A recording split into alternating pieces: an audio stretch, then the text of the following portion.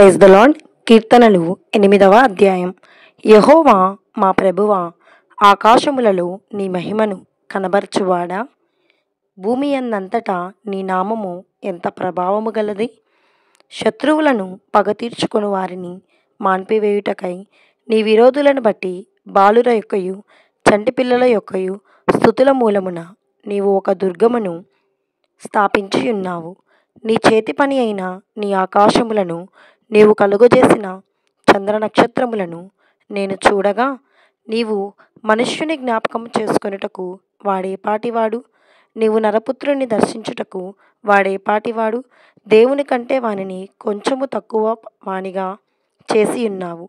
మహిమా ప్రభావముతో వానికి కిరీటము ధరింపజేసి ఉన్నావు. నీ చేతి పనుల మీద వానికి అధికారం ఇచ్చి ఉన్నావు.